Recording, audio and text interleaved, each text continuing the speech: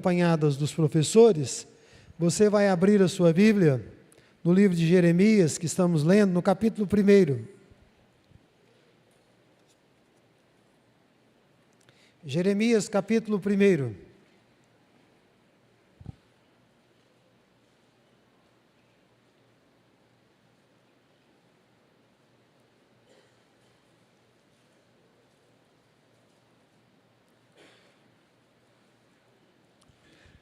Os que encontraram, digam um amém.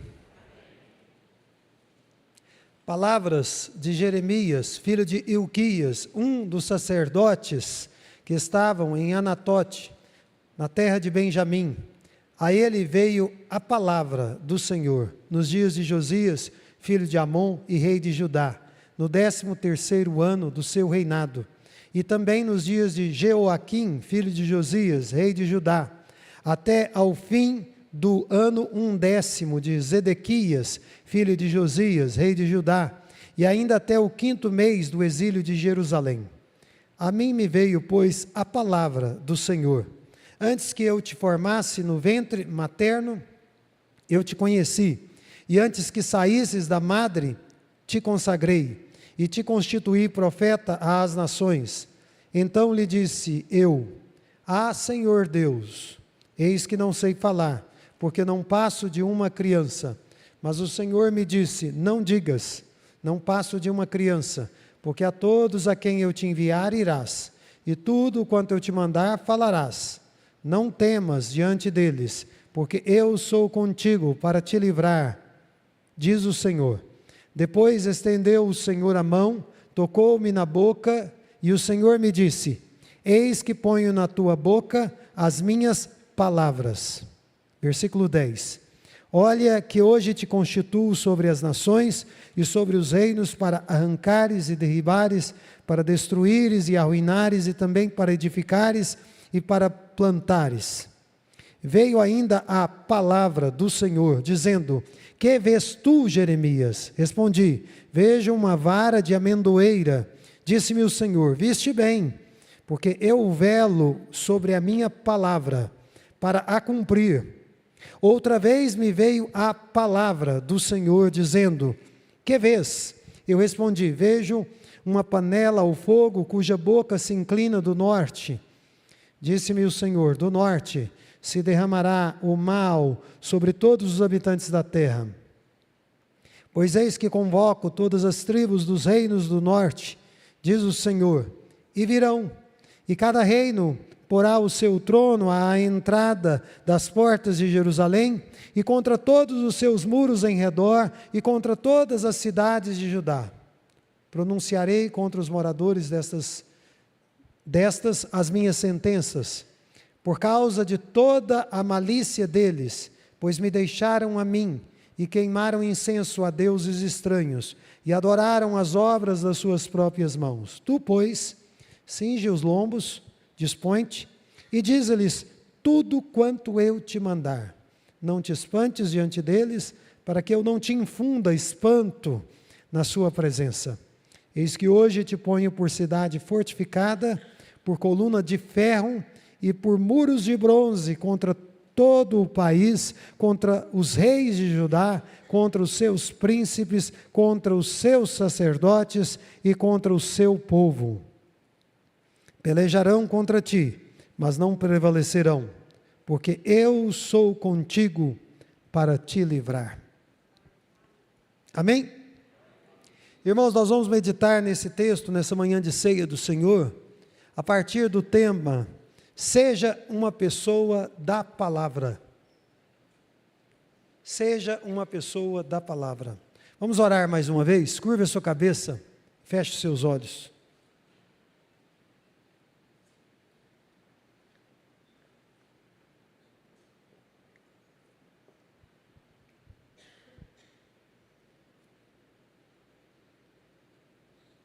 Pai Santo, em nome de Jesus, a Tua palavra vem a nós, assim como veio a Jeremias, há quase 2.600 anos atrás.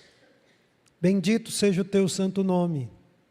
Nessa manhã de ceia do Senhor, nós nos ajuntamos para Te prestar culto, para comer do pão, para beber do cálice, para fazer memória da tua obra e para lembrar a nós mesmos que um dia vamos nos assentar à tua mesa, juntos, lado a lado, olhando nos teus olhos e o Senhor olhando nos nossos. Nós ansiamos por esse dia. Enquanto ele não chega, eu te peço, por mim e pelo teu povo, torna-nos pessoas da palavra. Em nome de Jesus, em tudo que fizermos, em tudo que somos, torna-nos pessoas encharcadas, constantemente, pela tua palavra. Ministra aos nossos corações e dá-nos convicção das nossas faltas e dá-nos arrependimento diante delas e dá-nos a disposição para vivermos de uma maneira que o Senhor se agrada, em nome de Jesus. Queridos irmãos, o livro de Jeremias, ele é um livro muito especial. E nele nós vemos o anúncio, tanto do juízo de Deus sobre uma nação que vivia em pecado, quanto nós vemos da disposição do Senhor Deus para poupar e abençoar o seu povo escolhido, caso houvesse arrependimento. Deus está anunciando juízo, mas se houvesse arrependimento, Deus estava disposto a restaurar aquele povo. Deus estava disposto a abençoá-lo. E Jeremias, os irmãos sabem, porque vocês fizeram a leitura desse texto nessa semana, ele era um profeta, filho de sacerdote. Portanto, nós podemos dizer que ele era da linhagem sacerdotal. Ele também era um sacerdote, mas se destacou pelo ministério profético. E por causa de sua missão, o Jeremias, ele foi impedido de contrair os laços matrimoniais. Ele teve que viver uma vida de solteiro. Deus o chamou para isso. Eu tive o privilégio de conviver com pessoas que tiveram esse mesmo chamado e foram homens usados por Deus. Conheci também algumas mulheres. Bem, esse foi o caso de Jeremias. Os olhos de Jeremias, eles estavam sempre cheios de lágrimas. Essa foi uma característica marcante na vida de Jeremias. Por quê? Porque ele olhava para a desgraça do povo e ele chorava. Ele não foi um tipo de pessoa que olhava para a desgraça do seu povo e dizia assim, está vendo? Vocês estão nessa situação, é por causa dos pecados de vocês e bem feito. Não, não. Ele olhava para aquela situação, para aquela calamidade e ele se quebrantava. Por quê? Porque o amor de Deus, como diz o apóstolo Paulo, havia sido derramado sobre o seu coração. E o recado de Deus, através do profeta Jeremias, era muito importante. Israel, que estava prestes a sofrer um domínio sobre Nabucodonosor, deveria humildemente se submeter ao juízo divino, ou Israel sucumbiria ante Nabucodonosor. Tudo indica que o ministério de Jeremias tenha durado entre 40 e 50 anos. E tudo indica que ele viveu bastante, provavelmente até os 85 anos de idade. E embora o Jeremias tenha sido um homem fiel, um homem consagrado a Deus, um homem santo, ele passou por inúmeras dificuldades. Ele passou por muitas lutas. Ele sofreu inúmeras, incontáveis ameaças de morte durante a vida dele. Ele foi detido injustamente, muitas vezes mantido em isolamento, numa espécie solitária. Ele sofreu tortura no tronco. E quando a gente lê no tronco, significa que ele foi chicoteado. Ele foi preso, ele sofreu agressões físicas e psicológicas. E a gente percebe, lendo Jeremias e Lamentações, que Jeremias era um homem emocionalmente muito frágil. Ele não era aquela pessoa vigorosa, com estrutura psicológica muito grande. Mas Deus o chamou, porque Deus viu as profundezas do coração dele, e viu que ele tinha um coração inclinado para ele, e com toda aquela fragilidade, Deus o levantou. Mas nós precisamos dizer que ele passou por tudo isso. Jeremias passou por sede, por fome. Diz o seu livro que ele ficou acorrentado vários dias, provavelmente várias semanas. E o pior de tudo, ele foi rejeitado pelo seu povo. Ele sofreu uma forte rejeição pelo seu povo. Irmãos, não tem nada que dói mais do que você ser rejeitado pelas pessoas que são seus. Você ser rejeitado pela sua família. Você ser rejeitado pelos seus irmãos em Cristo. Ou você ser rejeitado, não é, pelas pessoas que teoricamente ou naturalmente deveriam te acolher.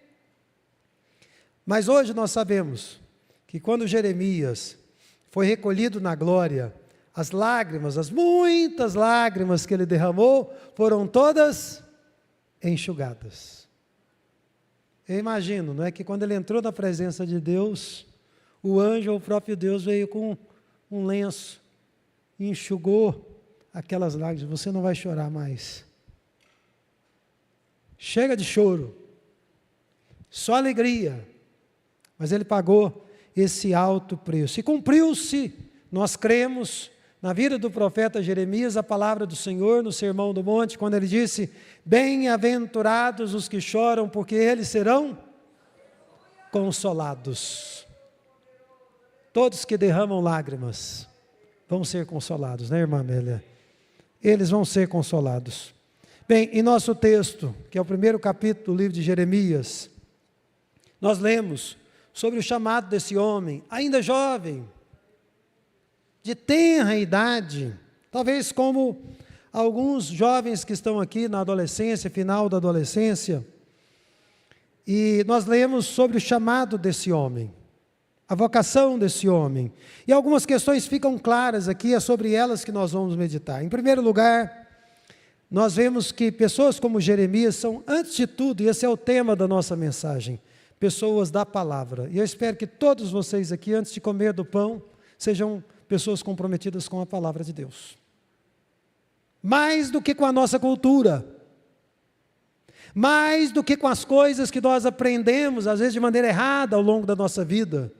Que nós sejamos, antes de tudo, pessoas da palavra. Em segundo lugar, nós também aprendemos aqui com Jeremias que antes de pregar a palavra, essa palavra precisa primeiro ser aplicada ao indivíduo, como precisou primeiro ser aplicada ao próprio Jeremias. Em terceiro lugar, diante do chamado que Deus às vezes faz a homens e mulheres, surgem impedimentos, surgem lutas, surgem dificuldades. E por último, esse texto, primeiro capítulo de Jeremias, ele nos deixa muito claro qual é o perfil de uma pessoa que proclama a palavra de Deus, que vive para proclamar o Evangelho, muitas vezes no cotidiano e no exercício das nossas profissões. Amém? Vamos pensar então aqui no primeiro ponto, versículos 1 a 4, mantenha a sua Bíblia aberta, porque pessoas como Jeremias, e eu espero que todos nós, são pessoas comprometidas com a palavra de Deus. E uma das pessoas que mais sofria, ou uma das profissões que mais sofria com a degradação em Israel, era o sacerdócio. Eram os sacerdotes. Aliás, todas as vezes que uma nação entra em declínio, nós devemos olhar para o que está acontecendo com os pastores, para os sacerdotes, para os teólogos, ou aqueles pelo menos que se dizem teólogos, e que estão ali manuseando a palavra de Deus, interpretando a palavra de Deus. Eu tenho concluído que nós temos vivido aqui no Brasil um tempo de juízo, por causa da corrupção nos três poderes.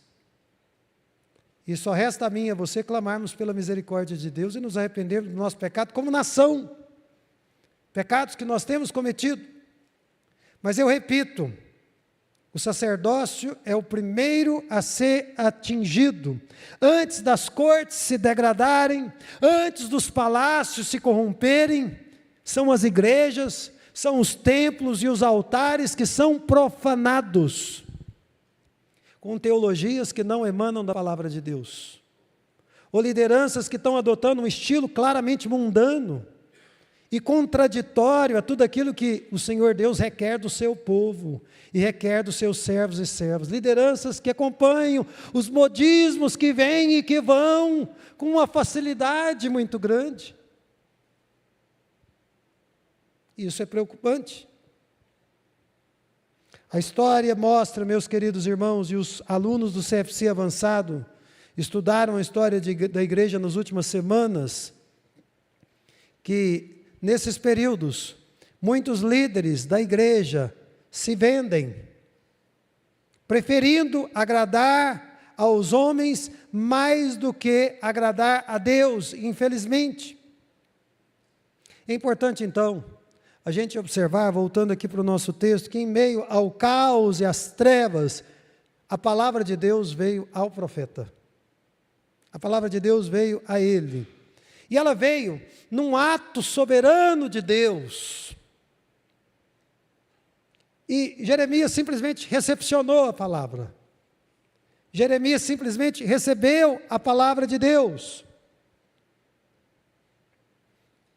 Da mesma forma, ocorre conosco hoje, nesses nossos dias. A palavra de Deus tem vindo a nós. E nós devemos responder nessa manhã de ceia, o que é que nós estamos fazendo com a palavra de Deus que tem vindo sistematicamente a nós? O que é que nós estamos fazendo com ela? Vejam que a palavra de Deus que veio a Jeremias, ela não veio de forma econômica. Aliás, eu diria que ela veio em abundância. Ela veio a Jeremias ao longo desses longos anos de ministérios, entre 40 e 50 anos, ou quem sabe mais. Ela veio abundantemente.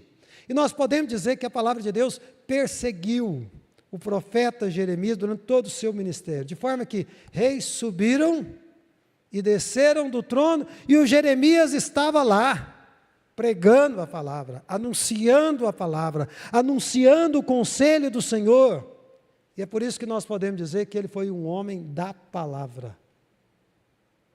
Você já conheceu alguém assim? Que os anos passam, os anos vêm, os anos vão, as décadas passam e você encontra ou reencontra aquela pessoa e ela está lá firme na palavra de Deus. Não apenas ensinando a palavra de Deus, mas vivendo a palavra de Deus. Você encontra essa pessoa depois de muitos anos, buscando fundamentar a sua vida na palavra de Deus. Este foi o caso do profeta Jeremias. Agora, irmãos, avançando aqui nos versículos 4 e 5, a pessoa que é uma pessoa da palavra, ela é uma pessoa, como eu disse na introdução, que aplica primeiro essa palavra a si mesmo. Então, primeiro Deus falou com Jeremias. Vejam aí no versículo 4. E aconteceu algo personalíssimo. A mim me veio, pois, a palavra do Senhor, diz o texto. Quer dizer, ninguém pode pregar a palavra de Deus ou querer ser professor da palavra de Deus sem ter acolhido pessoalmente essa palavra para si, como normativa na sua própria vida pessoal. A revelação que o Jeremias recebeu pessoalmente era uma revelação, resumidamente, acerca da soberania de Deus. Irmãos, quando a doutrina da soberania de Deus ela é proclamada, os seres humanos, eles podem reagir de duas maneiras, e os integrantes dos pequenos grupos discutiram sobre isso nessa semana. Ou as pessoas amam a Deus com todas as suas forças e se dobram diante de Deus, ou as pessoas vão odiá-lo. Olhe aí na sua Bíblia novamente. Antes de formá-lo no ventre, eu o escolhi. Alguma dúvida da soberania divina? Antes de você nascer, eu o separei. Nós não podemos forçar a palavra de Deus para dizer uma coisa que ela não está dizendo. Nós precisamos ser humildes em acolher essa palavra como ela vem a nós. Antes de você nascer, eu o separei e o designei profeta às nações. Glória a Deus. Então, irmãos, antes de existir, antes de ser formado, antes de ter nascido, Jeremias já era um escolhido. Antes da concepção, ele já era um escolhido, ele já era um separado, ele já era um santificado, ele já havia recebido um decreto eterno que o designava a cumprir uma missão em específico. No caso de Jeremias, a designação que ele recebeu era para ser profeta em Israel e profeta para todo o povo de Deus, incluindo a igreja do Senhor Jesus Cristo. Mas todo crente sabe, pela palavra de Deus e pelo testemunho interno do Espírito Santo, que cada um de nós tem uma missão. Então, lendo as Escrituras ou ouvindo o Espírito que habita em nós, nós compreendemos com nitidez que temos um chamado. Irmãos, não obstante nós saibamos que nós somos livres e responsáveis em nossas escolhas, a Escritura não deixa dúvidas de que Deus, o nosso Deus, é o protagonista em todo o universo. O protagonista não é você, não sou eu, é Deus. É por isso que o melhor testemunho que a gente ouve numa igreja é uma pessoa dizendo: Deus fez, Deus está fazendo, e eu espero que Deus fará. Não é o testemunho do eu, não, é Deus, Deus, Deus. Deus é o protagonista em todo o universo. Ele não é passivo. Ele não está à mercê da volatilidade humana, de um dia eu estou bem, um dia eu estou mal. Não. Deus não está suscetível a essas nuances das nossas almas, não. Isso tende a deixar o crente em Cristo Jesus, nascido de novo, regenerado, radiante, alegre, quase que saltitante, na presença de Deus, por saber que Deus está no controle de todas as coisas, e que esse Deus merece a nossa confiança, e Ele merece o nosso amor, a nossa dedicação, e também a nossa consagração. Amém? Agora, irmãos, há impedimentos comuns que podem dificultar, muitas vezes, o nosso chamado. Veja aí a partir dos versículos 6 até o 10. Primeiro impedimento é um sentimento. E eu vou falar de dois sentimentos aqui, que Jeremias teve e sofreu com eles. O primeiro sentimento é o sentimento da incapacidade. Veja o verso 6. Então lhe disse eu: Senhor Deus, eis que não sei falar, porque não passo de uma criança. Você vê que o Jeremias, quando ele recebeu o chamado, a palavra de Deus, o movimento primeiro que ele fez foi de olhar para ele mesmo, foi de olhar para si mesmo, e ele acreditava, como provavelmente era verdade, que ele não sabia falar, ele não tinha uma boa dicção, ele não tinha uma boa comunicação, muito parecido com Moisés, provavelmente. Ele também se via como uma pessoa muito nova, muito imatura. Naquela época, a senioridade tinha um peso maior. E ele olhava: eu sou muito maturo, eu sou muito novo. De um lado, quando a gente lê essas palavras, a gente percebe, como nós meditamos aqui na quarta-feira passada, no nosso período de oração e reflexão bíblica, a humildade do Jeremias, que se aplica a todos aqueles que são chamados por Deus. Quando Deus chama a gente e o nosso coração é quebrantado, a primeira coisa que a gente pensa é: eu sou incapaz, eu não tenho as qualificações. Então, a gente percebe essa humildade na vida de Jeremias, porque os servos de Deus sabem que por si só, por si mesmos, eles são incapazes de realizar qualquer coisa na obra de Deus. Não é só pregar, vir ao púlpito, não, é fazer qualquer coisa. Nós não temos capacidade em nós mesmos. Agora, por outro lado, irmãos, se Deus determina alguma coisa a alguém, quem quer que seja, nós devemos ser obedientes. Amém? mesmo que você se sinta incapaz.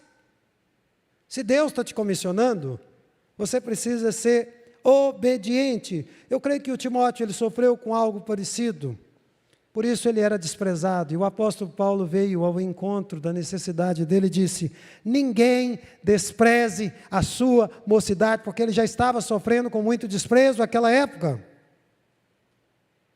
Eu penso que muitas pessoas se sentem desencorajadas na mocidade.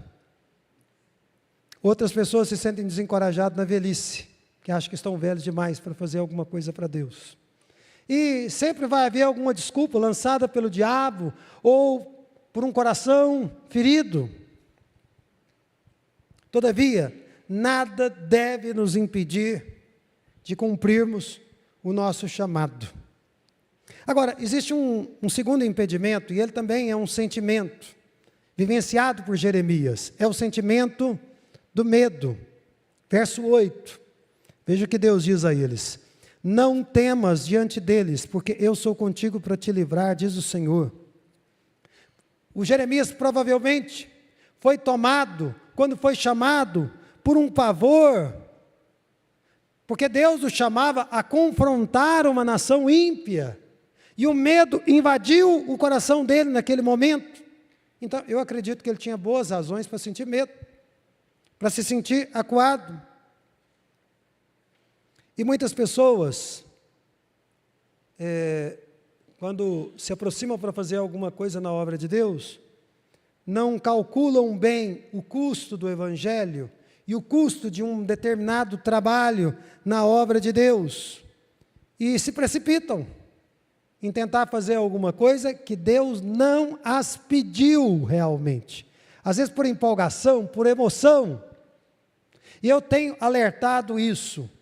Se Deus te chamou para fazer algo, faça. Mas cuidado para não se encontrar fazendo algo que Deus não te pediu para fazer, porque o custo ele é invariavelmente alto.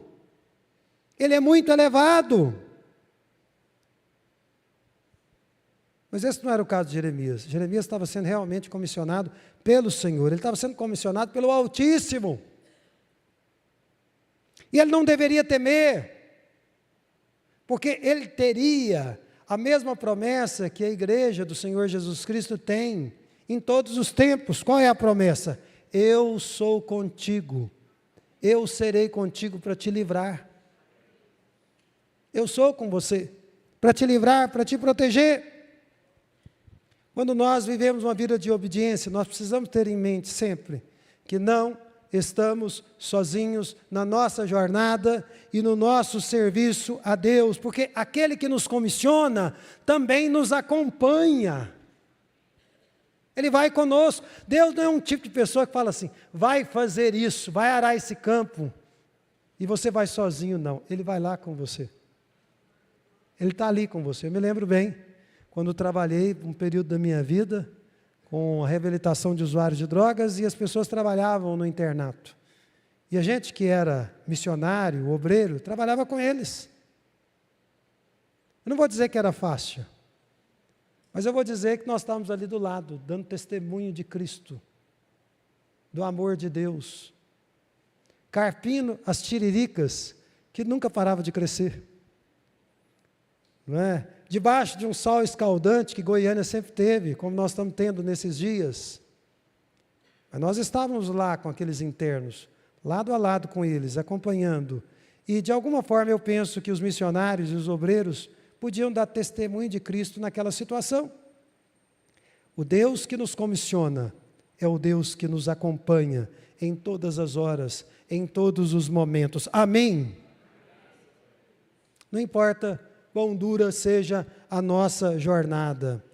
Agora, mesmo que nós possamos temer ou até tremer diante do desafio, que às vezes Deus coloca diante de nós precisamos entender que o Deus que nos acompanhará, Ele também é aquele que nos capacitará, natural e sobrenaturalmente. Ele vai fazer isso. Veja o texto bíblico no versículo 7, no 9 e no 10. Nós lemos: mas o Senhor me disse, não digas, não passo de uma criança, porque a todos a quem eu te enviar irás, e tudo quanto eu te mandar falarás. Versículo 9, Depois estendeu o Senhor a mão, tocou-me na boca, a boca que tinha dificuldade para falar. E o Senhor me disse: eis que põe na tua boca as minhas palavras. Versículo 10. Te constituo sobre as nações, sobre os reinos, para arrancares e derribares, para destruíres e arruinares, e também para edificares e para plantares. Irmãos, nenhum argumento é páreo diante da determinação divina. A nossa contenda com Deus, como essa contendinha inicial de Jeremias com o Senhor, ela não pode durar muito tempo. Você não pode passar uma vida inteira contendendo com Deus. Você precisa ceder para Deus o mais rápido possível. Ou melhor dizendo, ceder a Deus. Abrir espaço para que Ele haja na sua vida. Assim como Deus conferiu ao profeta Jeremias uma autoridade extraordinária, Ele tem concedido também à igreja do Senhor Jesus Cristo, na proclamação do Evangelho, um poder incrível. E que poder é esse? É um poder que, uma vez proclamado, arranca, despedaça, arruína, destrói as obras malignas, destrói as obras da carne, mas também edifica e planta o reino de Deus. Quando alguém está pregando o Evangelho, é tudo isso que acontece. Muitas coisas são arrancadas e muitas coisas novas são plantadas ali. E é por isso que nós não podemos deixar de proclamar o Evangelho de Jesus Cristo, especialmente por meio das nossas profissões, dos nossos trabalhos. Nós precisamos ser canais de água viva, onde Deus nos colocou. Amém, irmãos? Agora, qual é o perfil daquele que proclama a palavra de Deus? Do versículo 11 até o final do capítulo. Em primeiro lugar, a pessoa que proclama a palavra de Deus é uma pessoa de visão. Você vê que por 2 vezes o Senhor perguntou: o que você está vendo, Jeremias? E qual foi o conteúdo dessas visões que Deus deu a Jeremias? Foi um ramo de amendoeira e uma panela vertente. As duas coisas estão conectadas. Porque a amendoeira é o símbolo da fidelidade do Senhor. Veja o verso 11. Deus é aquele que vela para que a sua palavra se cumpra. Se Deus deu uma palavra, Ele vai cuidar para que ela seja cumprida. E Ele prometeu ser fiel ao seu povo. E foi e será sempre fiel ao seu povo. É por isso que vai haver juízo em face à apostasia. Tem muita gente aí que frequentou a igreja evangélica, conheceu a palavra de Deus e se afastou totalmente. Não tenham dúvida, haverá juízo sobre todas as pessoas que apostataram da fé. Não apenas sobre os ímpios, mas sobre todos aqueles que se fizeram ímpios, tendo conhecido o Evangelho do Senhor Jesus Cristo. E era isso que iria acontecer com Judá. A panela de fogo, a segunda visão de Jeremias, era o símbolo das forças do norte,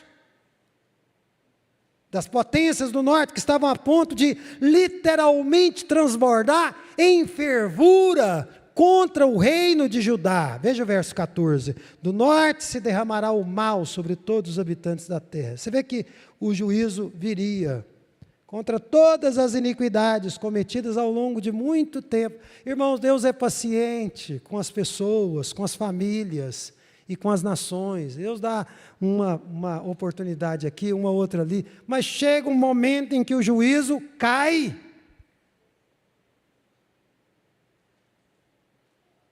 Chega um momento em que o juízo cai.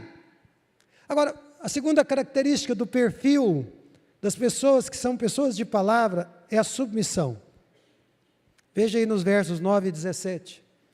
Nós não vamos reler aqui por causa do tempo. Que é a submissão. Porque embora o Jeremias quisesse falar muitas coisas, ele deveria dizer apenas aquilo que Deus ordenou. Às vezes as pessoas têm a oportunidade de pregar a palavra de Deus e começam a falar tanta coisa. E eu fico ali no meu lugar, isso não acontece aqui na nossa igreja, graças a Deus, mas eu fico no meu lugar onde eu estou sentado, sempre esperando, e a palavra? Cadê a palavra? Onde é que está a palavra? Eu quero saber, porque é isso que alimenta a minha alma, é isso que alimenta o povo de Deus. O Jeremias foi submisso. Ele não saiu por aí falando asneira. Ele apenas comunicou fielmente a palavra de Deus. Terceira característica que faz parte do perfil daqueles que são pessoas da palavra é a coragem no Senhor. A tarefa do Jeremias seria algo assim tão sério que Deus fez a ele uma ameaça. Versículo 17. Não te espante diante deles, para que eu não te infunda espanto na sua presença. Em outras palavras, não seja dominado pelo medo, Jeremias. Não seja paralisado pelo medo. Seja corajoso e tema a Deus. Irmãos, nós não podemos tocar a nossa vida cristã aqui temendo os homens. Nós precisamos temer a Deus. Tem cristãos que vivem uma vida de medo em relação aos homens. O que as pessoas vão dizer, se vão ser cancelados na rede social? Que seja. Que todos nós soframos cancelamento por amor a Cristo. Que nós estejamos prontos a agradar a Deus antes que agradar aos homens. E esse compromisso precisa ser renovado na ceia do Senhor. Quando comermos do pão e bebermos do cálice do Senhor. Que Deus nos dê essa coragem. O Jeremias, na sua fragilidade psicológica, foi revestido dessa coragem. Ele chorou muitas vezes, mas ele fez o que Deus mandou. Uma coisa é a pessoa chorar, se angustiar, mas fazer. Outra coisa é a pessoa se lamentar e ficar paralisada e não fazer nada. Nós temos que fazer. A covardia e a vergonha em relação a Jesus vem porque as pessoas não conhecem a grandeza do amor de Deus. Vem porque as pessoas não conhecem a grandeza do poder de Deus. Se as pessoas conhecessem a grandeza do amor e do poder de Deus, elas se submeteriam integralmente a Deus. Elas não teriam medo de fazer a vontade de Deus. E em quarto lugar, essas pessoas também têm uma característica de cumprirem a missão, contando sempre com o poder sobrenatural. Veja o verso 18. Eis que hoje te ponho por cidade fortificada, por coluna de ferro, por muros de bronze, contra todo o país, contra os reis de Judá, contra os seus príncipes, contra os seus sacerdotes e contra todo o povo. Você vê que o sacerdote, o profeta Jeremias, que também era sacerdote, ele seria como uma cidade fortalecida, como uma coluna de ferro, como um muro de bronze. Ali na nação de Judá e até no Egito, para onde ele foi levado, ele sofreria muita oposição, mas Deus o fortaleceria sobrenaturalmente. Jeremias esteve o tempo todo envolvido, revestido de um poder invisível sobrenatural. Não pensem vocês que tudo aquilo que vocês podem contar é aquilo que vocês estão vendo.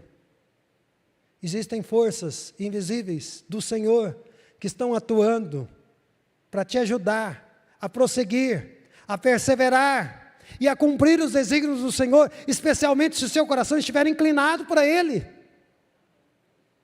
para fazer a vontade dEle.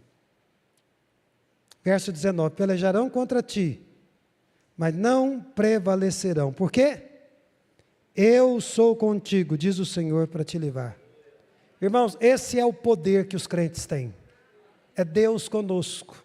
É Deus Emanuel, presente conosco em todas as horas. Esse é o poder imbatível. E eu quero concluir aqui rapidamente, antes de nós cearmos, com 4 aplicações bem breves. Em primeiro lugar, quero convidar todos que estão aqui nessa manhã de ceia do Senhor a tornarem as suas vidas submissas à palavra de Deus, a serem dirigidos pela palavra de Deus. Que as suas Bíblias se acabem de tanta leitura, de tanto estudo. Né? Que as Bíblias que vocês acumulam em casa, eu sei que irmãos têm Bíblias ali, sejam Bíblias que têm a cara de que foram usadas mesmo. Não, fica ali novinha, intocada, nenhum traço, não tem nada ali, você não sente nada de manuseio. Vamos usar e vamos permitir que a palavra de Deus esteja norteando as nossas vidas. Amém? Segundo aspecto importante, não queira proclamar a palavra de Deus, não queira ensinar a palavra de Deus, Não queira ensinar teologia sem antes ter aplicado essa palavra na sua própria vida, sem antes ter tornado essa palavra uma autoridade no seu viver. Porque senão você será um crente em contradição. Não faça isso. Aplique a você. E depois que você fizer isso, saia por aí contando as maravilhas que Deus fez na sua vida. Saia dizendo: Deus fez por mim grandes coisas. E eu queria que você soubesse disso. Venha comigo que eu vou te mostrar o que Jesus fez por mim. Sem isso, irmãos, nós não temos como pregar a palavra. Em terceiro lugar, identifique tudo aquilo que pode te impedir de cumprir o desígnio do Senhor na sua vida. Se você se sente incompetente, mas foi chamado, Deus vai te capacitar. Se você sente medo, mas foi chamado, Deus vai te acompanhar. E você vai olhar para a grandeza de Deus e vai falar: não tem como ter medo. Ele está comigo. Eu vou cumprir. Eu estou seguro. O Senhor está ao meu lado. Amém? E por último, vamos proclamar o Evangelho, contemplando a realidade do Senhor nas nossas vidas. Vamos pedir a Deus que nos dê coragem. Vamos pedir a Deus que nos dê fidelidade. Vamos pedir a Deus que manifeste o poder dEle nas nossas vidas. Amém, irmãos? Vamos ficar em pé nesse momento. Eu convido o conselho